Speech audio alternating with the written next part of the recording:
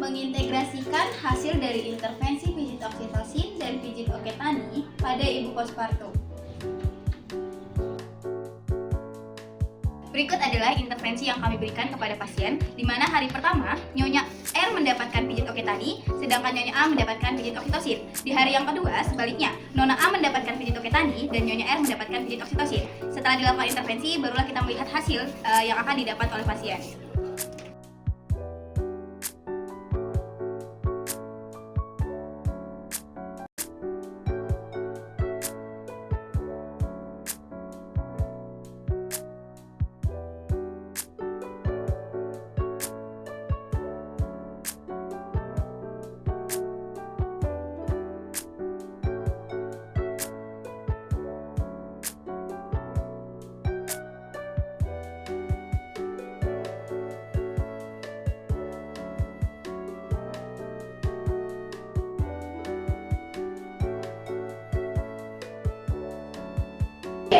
Selamat siang ibu-ibu. Maaf ya Bu, kita ganggu waktunya sebentar. Iya, Mas. Ya, tujuan kami di sini akan melakukan pertemuan sebagai bahan evaluasi terkait penelitian penerapan pijat oketani dan oksitosin. Apakah ibu bersedia? Bersedia, Nars. Kalau saya itu sebelumnya dilakukan pijatan itu, ASI saya itu hanya 22 mili, Nars. Lalu setelahnya itu untuk setelah pijat oketani itu 135 mili dan setelah pijat oksitosin itu 126 mili. Jadi kata Narsnya itu jumlahnya itu lebih banyak di pijat oketaninya. Lalu bagaimana dengan Ibu? Kalau saya setelah dilakukan pemijatan oketani itu jumlahnya lebih banyak dibanding pemijatan oksitosin. Jadi pengeluaran ASI saya lebih lancar jika dilakukan dengan pemijatan oketani. Bagaimana sih harapan ibu mengenai penerapan tersebut? Iya, kalau dari saya harapannya mungkin untuk teknik pijatnya bisa terus diterapkan di rumah sakit ini ya Bu dalam jangka panjang, karena kan mungkin banyak pasien-pasien yang mengalami keluhan seperti saya dan Ibu. Ya, harapan saya juga sama seperti Ibu Reza. Setelah selesai melakukan intervensi, barulah kita melihat hasil dari yang didapatkan dari pasien. Setelah itu, kita pun melakukan diskusi terkait respon dari pasien kepada yang pertama, manajer rumah sakit. Selamat siang Ibu, mohon maaf saya minta waktunya yang dulu. Saya ingin menyampaikan hasil penelitian yang telah dilakukan di rumah sakit ini.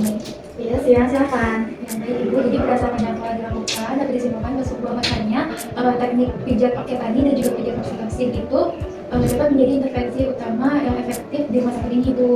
Oke, menurut Nar sendiri dari kedua teknik yang sudah dijalankan, mana yang lebih efektif untuk meningkatkan produktivitas ASI pada ibu postpartum? Menurut saya yang dapat meningkatkan produktivitas ASI pada ibu postpartum itu teknik pijat oketani, dikarenakan dari pijat oketani itu sendiri menghasilkan lebih banyak ASI. Oke, kalau misalnya memang begitu hasilnya, mungkin mulai ke depannya untuk teknik intervensi pijat oketani itu bisa dilakukan ya, di rumah sakit ini ya, oleh perawat-perawat yang ada di sini. Terima kasih Ibu. Sama. Yang kedua, kita pun diskusikan respon pasien kepada dokter. Pagi dok, maaf mengganggu waktunya dok. Selamat pagi, tidak mengganggu. Boleh minta waktunya sebentar? Ya, tentu boleh. Ada apa? Jadi gini dok, ada yang ingin saya tanyakan terkait teknik pasca persalinan di rumah sakit ini, yaitu intervensi teknik pijat oketani dan pijat oksitosin pada ibu postpartum yang nantinya akan dijadikan sebagai bahan evaluasi dok. Apakah dokter bersedia? Oh, berarti ada inovasi intervensi ya? Cukup menarik nih. Boleh, tentu saja. Jadi gini dok, pijat oketani ini dilakukan pada area payudara, sedangkan pijat oksitosin dilakukan pada area punggung. Nah, yang ingin saya tanyakan nih dok, apakah dari kedua teknik tersebut dapat mengganggu proses pemberian ASI? Jika memang ibu ini terdapat masalah atau gangguan dalam produksi ASI-nya, itu tidak akan mengganggu. Memangnya apa saja keuntungan untuk ketika dilakukan teknik ini? Iya dok, jadi pada pemijatan oketani ini kan bisa merangsang pengeluaran hormon prolaktin dan juga hormon oksitosin ya dok ya. Dan dimana kedua hormon ini bisa memperlancar produksi ASI pada ibu postpartum ya dok ya. Sedangkan pada pemijatan oksitosin ini hanya dapat merangsang hormon oksitosin saja dok. Oke, berarti ini sangat bermanfaat sekali nanti di kedepannya untuk inovasi ini. Mungkin bisa kalian lakukan ya, dan kalian buktikan bahwasanya kedua teknik pemijatan ini, teknik pemijatan oketani dan oksitosin dapat mempengaruhi produksi ASI pada ibu postpartum. Iya dok. Baik dok, terima kasih. Oke, sama-sama Nas. Dan yang terakhir, barulah kita memberikan respon pasien kepada perawat. Selamat siang Nars, mohon maaf ya mengganggu waktunya. Di sini kami berdua akan melakukan sebuah penelitian. Boleh minta waktunya sebentar? Ya, boleh, silakan. Ya, baik Nas, saya mulai ya. Bagaimana pendapat Nas kalian terhadap teknik pijat oke tani dan pijat oksitosin untuk meningkatkan frekuensi ASI pada ibu postpartum yang diterapkan di rumah sakit ini? Ya, jadi teknik pemijatan oke tani dan oksitosin yang dilakukan di rumah sakit ini dilakukan karena memang dari hasil penelitian yang telah dilakukan menunjukkan bahwa ibu postpartum yang berada di rumah sakit ini banyak sekali mengalami ketidaklancaran ASI sehingga membutuhkan intervensi untuk mengatasinya. Apakah sudah diterapkan dan bagaimana hasilnya? Ini sudah kami terapkan ya, dan hasilnya pun juga sudah terlihat. Dari kedua teknik tersebut sama-sama bisa meningkatkan produksi ASI pada ibu postpartum. Namun jika dibandingkan dari kedua teknik tersebut, teknik oke tani lah yang lebih unggul dalam hal meningkatkan produksi ASI pada ibu postpartum. Baik, adakah yang perlu saya lakukan untuk mendukung pengaplikasian teknik pijat oke tani dan pijat oksitosin ini? Menurut saya dengan cara meyakinkan pasien serta melibatkan peran suami dan keluarga untuk mendukung pemberian kedua teknik tersebut. Untuk masalah ketidaklancaran pengeluaran ASI tersebut, menurut nurse, apakah ada alternatif lain selain pijat oke tani dan oksitosin? Ya, menurut saya ada alternatif lain ya, ada banyak seperti ada akupuntur, melakukan kompres air hangat juga bisa, lalu juga yoga ataupun melakukan meditasi juga bisa.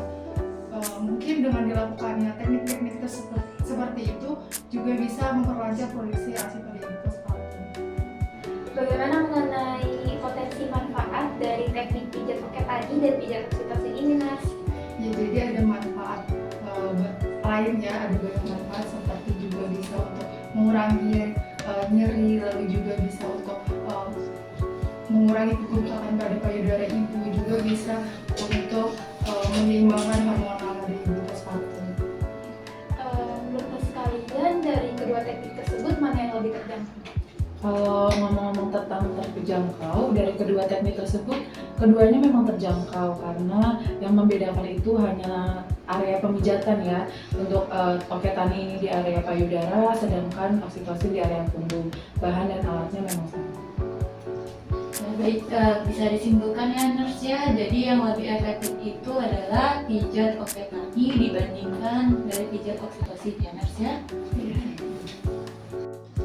Setelah dilakukan intervensi kepada pasien, lalu adanya diskusi dengan manajer rumah sakit, dokter, dan perawat, maka diketahuilah kesimpulannya bahwa lebih efektif pijat oke tani diberikan kepada ibu postpartum untuk melancarkan ASI dan memperbanyak produksi ASI pada ibu postpartum.